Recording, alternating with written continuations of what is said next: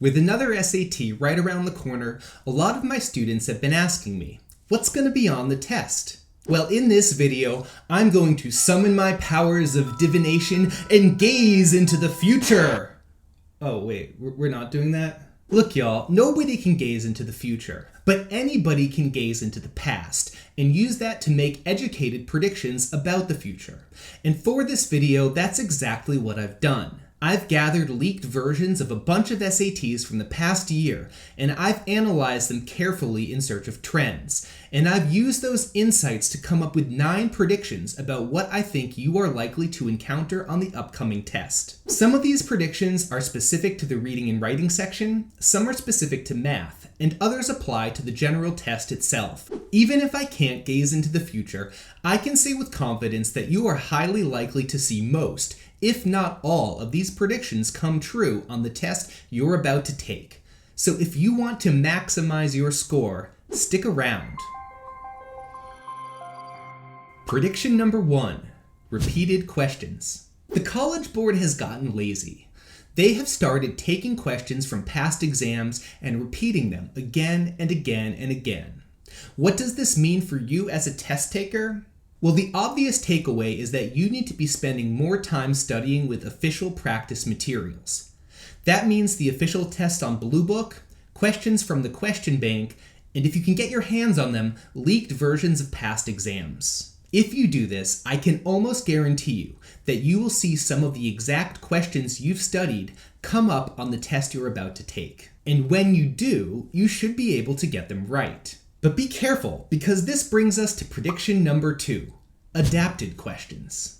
Now, although the College Board has been straight up repeating questions from past exams on new tests, they have also sometimes been taking old questions and adapting them.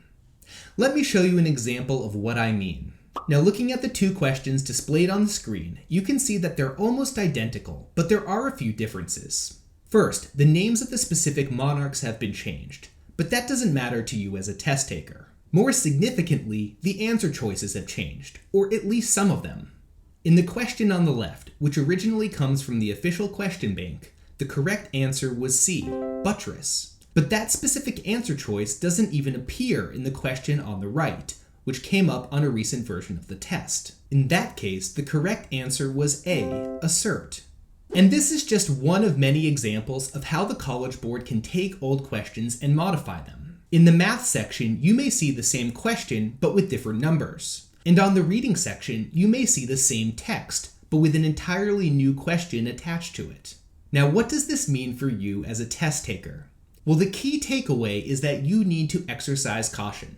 If you see a question that looks familiar on the test, that's great, but don't just jump to the answer. Instead, give yourself just a moment to look it over and make sure that they haven't changed anything to trick you. Additionally, when you're practicing for the test, it's really important that you don't just memorize the answers of questions that you see, but rather understand how to solve them. This will ensure that even if the question has been slightly modified on test day, you'll still be able to get to the right answer. Prediction 3, punctuation questions with names and titles. Now, this one is obviously specific to the reading and writing section of the test.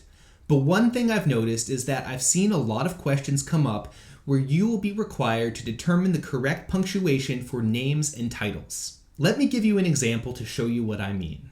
Now, in this question, we see that a particular language family is of keen interest to linguist Sandra Chung of UC Santa Cruz. Now, for most students, the challenge is going to be how to punctuate that name, Sandra Chung. If it's inessential, it should be surrounded with commas. But if it's essential, there should be no punctuation. So how can you determine if a name is essential or not? Well, the good news is that this is pretty easy. On the SAT, in almost every case I've seen, the name is considered essential, and that means you should use no punctuation. Think about it this way.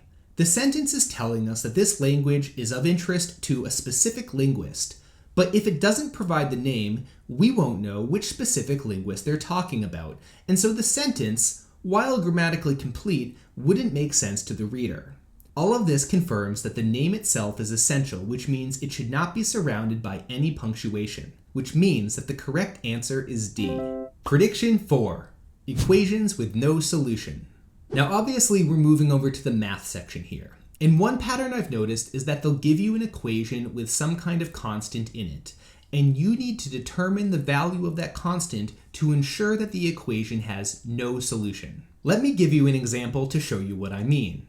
Now, if you're not used to solving this kind of question, it could seem quite complicated, but once you get used to it, it's actually very easy. The key is to make sure those variables on the left side cancel out, which will leave us with an obviously impossible situation, 0 equals 81. Then, all we need to do is to set the left side of the equation equal to 0.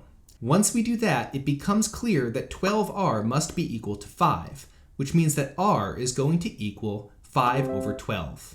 As you can see, once you recognize how to solve the question, it's extremely simple. So if you see it on the test, remember these steps. Prediction number 5, deceptive main verb questions. Questions involving verbs have always been a major component of the SAT. But one new trend I've seen is a lot of questions that have deceptive main verbs. To show you what I mean, here's an example. Now this sentence is clearly about something that happened in the past. So if we're going quickly, we may be tempted to pick answer D and say that the blast resulted from the collapse. Now that makes perfect sense on its own, but if we choose this answer, we're going to run into a problem later on in the sentence because we already have a main verb, ejected. The blast ejected particles at speeds of thousands of miles per second. That means that the part between blast and ejected can't include a fully conjugated verb. Rather, it needs to be some kind of phrase, and the only answer that gives us a phrase is B, resulting. To put it all together, the powerful blast, resulting from the collapse of the star's core under the force of its own gravity, ejected particles at speeds of thousands of miles per second. Questions like this have been coming up a lot on recent SATs, and if you're moving quickly, you may get them wrong. So if you want to get them right, the key thing you need to do is to make sure to read until the end of the sentence. That way you'll spot the true main verb and you won't fall for the trick. Prediction 6, standard deviation questions. So for this prediction, we're back to the math section. Standard deviation is a topic that didn't used to come up a lot on the SAT, but I've seen it coming up more on recent tests.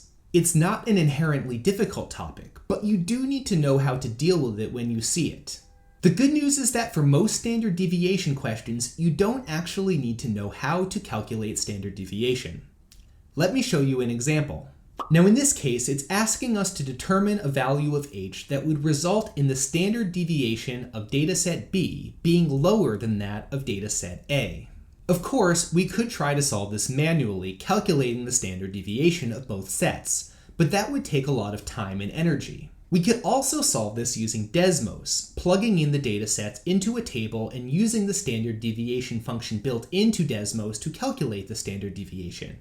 That would be a lot easier, but it would still take more time than is necessary. The trick is to realize that to lower the standard deviation, we need to find a value that is close to the mean of the data set. In this case, that means a lower number. Out of the 3 options given, 23 will result in the lowest possible standard deviation. That means there's no way that 28 or 29 can be a valid answer, unless 23 is also a valid answer. And since there's only one answer choice that includes 23 among the correct answers, we don't have to look very far. Therefore, we can easily see that the correct answer is A. So the key takeaway here is that when you see a question about standard deviation, don't automatically start calculating standard deviation. Instead, remember this key principle. To lower the standard deviation, pick a number closer to the mean, and to raise the standard deviation, pick a number further from the mean. Prediction 7, dangling modifier questions. One of the most commonly tested grammar concepts on recent SATs has been dangling modifiers. In most cases, the way this will be tested is that you will see a phrase followed by a comma and then a blank. And the key point to remember is that whatever comes immediately after the comma must be whoever or whatever the phrase describes. Let me show you an example. In this case, all that we really need to look at is the phrase at the beginning of the last sentence. A theoretical relationship between tax rates and revenues. Then we need to think about who or what this phrase actually describes and make sure it comes at the start of the answer choice. I recommend going through each answer choice one by one and testing it. Let's start off with A. Could Arthur Laffer be a theoretical relationship? Obviously not. We can cross it off. We move on to B. Could economist Arthur Laffer be a theoretical relationship? Again, obviously not. We cross it off and move on to C. Could the curve be a theoretical relationship? Perhaps. We keep it and move on to D. Could a napkin be a theoretical relationship? Of course not.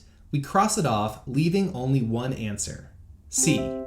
Again, I can almost guarantee you that you will see a question like this on the real test. And when you do, the key is to remember that all you need to think about is who or what that first phrase describes, and then test the answer choices accordingly. If you do this, you will quickly and confidently reach the correct answer. And if you don't, you will be left scratching your head, wasting valuable time. Prediction 8. Equation systems with no solution. So we've already talked about equations with no solution, but now we're going to talk about entire equation systems with no solution. These questions have been coming up a lot on recent tests, especially on the hard module 2 of the math section. However, once you recognize how to solve them, they're not that bad. Let me give you an example. In this case, the question has given us one of two equations in a system, and it's asking us to determine another possible equation such that the entire system has no solution. The key point to remember is that if two equations have no solution, it means that they must be parallel. Now we could go through this manually trying to calculate the slopes of each line, but there's a much easier way to do this, and that's Desmos. Let's head on over to Desmos, where I've already plugged in the original equation along with the 4 equations listed in the answer choice. Once we do that, we don't need to think anymore. We can simply use our eyes to solve the question. Let's try that with answer choice A. As we can see, the equation in answer choice A is identical to the original equation. Therefore, it doesn't have no solutions, rather it has infinitely many. We can cross it off. We move on to answer B. Looking at that equation, we can see that it intersects the original equation, meaning that they have at least one solution. Therefore, we can cross it off and move on to C. Again, we see that this equation intersects the original equation, which means it can't be the answer, so we cross it off and move on to D. Here, we can easily see that the two lines are parallel, meaning that there is no solution, confirming that the correct answer is D. Now, if you've been following along, you may have realized that we have just one prediction left. But before we move on to that, a quick public service announcement. I've recently published a textbook, Digital SAT Reading and Writing, the Ultimate Guide. I may be biased, but I'm pretty sure it's the best reading and writing textbook out there on the market for the digital SAT. It includes guides to all of the 10 question types, along with additional text types, vocab, and plenty of practice. I'll leave a link in the description, along with a code that you can use to get 25% off your purchase. Now back to the video. Prediction 9. Rhetorical synthesis questions where the research notes matter. So rhetorical synthesis questions are those ones where they give you a bunch of hypothetical research notes taken by a student, and they ask you to choose an answer that will best satisfy a particular goal. The conventional wisdom for these questions is that you don't actually need to read the research notes in order to answer the question. I myself have said that on this channel. However, on recent SATs, I have seen a couple of questions that you may not be able to solve without at least consulting the notes. These questions are still very rare, so you should always first try to solve a rhetorical synthesis question by looking at the answer choices. However, if you see a case where you are unable to find the answer from the answer choices alone, you may need to look at the research notes. Let me give you one example. Now, as you can see, this question is asking us to contrast intaglio and relief printing. Looking at the answer choices, there are two possibilities that jump out to us immediately as contrasting those two things. I'm talking about answers A and C. In fact, most students will probably pick answer C because it specifically begins in contrast. However, there is a problem with C, which is that it doesn't correspond to the information in the notes. The notes clearly tell us that both methods use a printing block to stamp an image onto paper. Therefore, we can cross off answer C, leaving us with only one answer that satisfies the original criteria, and that's A. Let me emphasize once more that this type of question is still unusual. When you see a rhetorical synthesis question on the test, always approach it first by examining the answer choices. However, if you find a case where two or more answer choices satisfy the original criteria, you may need to look at the research notes to determine which one of them is also factually correct. That brings us to the end of this video. I hope you found it helpful. If you did, don't forget to like, comment, and subscribe. I also hope you'll drop back in after you've taken the test and let me know how accurate these predictions actually were. Thanks as always for watching, and good luck.